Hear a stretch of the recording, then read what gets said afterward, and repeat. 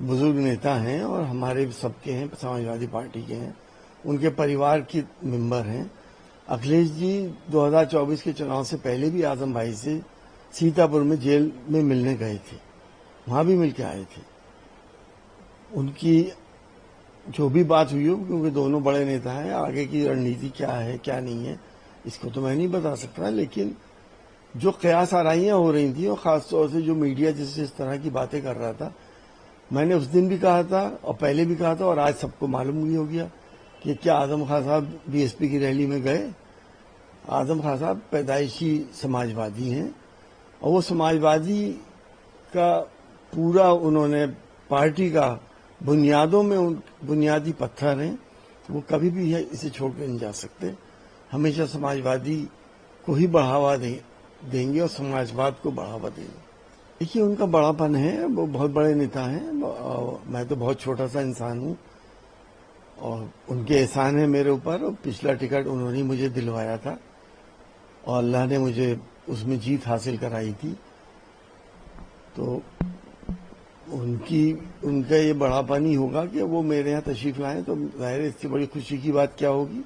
और वो अगर कहेंगे तो मैं उनके पास चला जाऊंगा, मुझे कोई झिझक या एतराज नहीं है। हाँ, असल में ये लोग तो यही चाह रहे थे ना कि आजम खान साहब जो है उल्टा सीधा बोले या पार्टी के खिलाफ बात करें और ऐसा करें वैसा करें, वो सब कुछ हुआ नहीं। इसमें नौटंकी की क्या बात है। अखिलेश यादव जी को उन्होंने अपनी गोदों में पाला है, गोदों में खिलाया है। अगर अखिलेश यादव जी उनसे मिलने चले गए, वो पार्टी के राष्ट्रीय अध्यक्ष हैं और हिंदुस्तान की तीसरी बड़ी पार्टी के इस वक्त वो राष्ट्रीय अध्यक्ष हैं, तो उनका भी बहुत बड़ापन है कि उनको जो संस्कार मुलायम सिंह यादव जी ने दिए थे, जो तहजीबें दी थी, उनको निभाते हुए अपने बड़ों का सम्मान करते हुए आजम भाई के पास गए और आजम भाई ने भी उनका पूरा सम्मान रखा। देखिए इस वक्त पूरे हिंदुस्तान को मालूम है कि बीएसपी बीजेपी की बी पार्टी हुई है। उन्हें तो अपना वोट ट्रांसफर करना है बीजेपी में और उन लोगों को ट्रांसफर कर रही हैं वो जो लोग दलितों का साथ नाइंसाफी कर रहे हैं, जो लोग किसी दलित को की बारात घोड़े पे चढ़ने नहीं दे रहे, जो लोग अपने नल से उनको पानी पीने आज भी नहीं दे रहे। देहात में जाके देखिए क्या हालात हैं इस वक्त।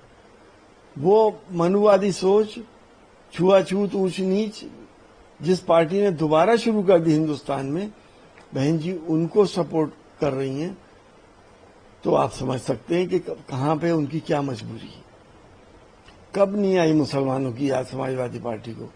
हिंदुस्तान की, मैं चैलेंज से कह रहा हूं इस बात को, हिंदुस्तान की वाहिद पार्टी है जिसने मुसलमानों के हक की और इंसाफ की बात करी। उस बाकी कोई किसी पार्टी ने आज तक हक और इंसाफ की बात नहीं करी। और दलितों के साथ समाजवादी पार्टी ने क्या इंसाफ नहीं करा। जिस वक्त अखिलेश यादव जी चीफ मिनिस्टर थे, अगर कोई वारदात किसी दलित के साथ हो जाती थी तो क्या सजा नहीं मिली लोगों को। और आज क्या सजाएं मिल रही हैं उन लोगों को जो दलितों के साथ नाइंसाफी और जुल्म कर रहे हैं, जो कथावाचकों के सर मुंडवा रहे हैं, क्या उनको कोई सजा मिल रही है। जो मॉब लिंचिंग कर रहे हैं उनको कोई सजा मिल रही है। तो कहने में और जमीनी हकीकत में बहुत फर्क है। देखिए बहन जी अगर ये बात कह रही तो बड़ी अजीब सी लग रही है कि जातिवाद शुरू किसने करा था। क्या वो बहुत भूल गई कि तिलक तराजू तलवार वाली बात होती थी। क्या सवर्णों के लिए, हिंदू भाइयों के लिए क्या नहीं कहा गया, सिर्फ दलितों की बात की गई और बाकी समाज के साथ उन्होंने नाइंसाफी करी थी। क्या वो वक्त यहाँ की जनता को याद नहीं है। तो हम तो ये बात ये कहते हैं, न जाति में हो न किसी चीज में, हम सब हिंदुस्तानी हैं, चाहे हिंदू हो, मुसलमान हो, दलित हो, स्वर्ण हो, कोई भी हो, हम पहले हिंदुस्तानी हैं, बाद में हम इन जातियों में हैं। तो इंसाफ सबके साथ होना चाहिए, जो संविधान हमारा कहता है। ऊंच नीच बिल्कुल नहीं होनी चाहिए। लोगों के साथ ऐसा व्यवहार नहीं होना चाहिए कि लोगों को एहसास हो कि हमें नीच समझा जा रहा है। भाई वो तो कहेंगी इस बात को कि हर बात में बीजेपी का धन्यवाद कर रही हैं। उस पार्टी का कर रही हैं जो दलितों के आरक्षण को खा रही है। समाजवादी पार्टी के एक एक पैसे का हिसाब, ऑडिट, हर चीज का हुआ जब अखिलेश जी की सरकार थी। इतनी ईमानदार सरकार इससे पहले कभी नहीं आई थी। वो देख सकती हैं, मालूम कर सकती हैं इसका ऑडिट कब हुआ था और कब इसके पैसे का कहाँ इस्तेमाल किया गया। ये तो कहने की बातें हैं। इल्जाम लगाने को तो इंसान कुछ भी इल्जाम लगा सकता है, किसी पे भी लगा सकता है। हकीकतें तो जनता को मालूम है और हमारे दलित भाइयों को भी मालूम है कि हकीकत क्या है। अब देखिए, उन्होंने उन सर्कमस्टांसेस को देखते हुए ये घोषणा करी होगी और हम तो यही उम्मीद करेंगे कि जो वो कह रहे हैं वो पूरा कर दें। खुशी की बात है कि एक टेररिस्ट स्टेट ने समझौते पे सहमति जताई है, जबकि वो ना यूएन की बात मानते हैं, ना यूएस की बात मानते हैं, ना तमाम दुनिया की बात मानते हैं, जिन्होंने जुल्म ऐसा करा है कि इंसानियत पे इससे पहले शायद ही कभी कोई जुल्म हुआ हो। गाजा के अंदर सबको पता है। जिन लोगों ने एम्बुलेंस तक पे बॉम्बिंग करी हो, हॉस्पिटल्स पे करी हो, बच्चों के ऊपर करी हो, औरतों पे करी हो, बुजुर्गों के ऊपर करी हो।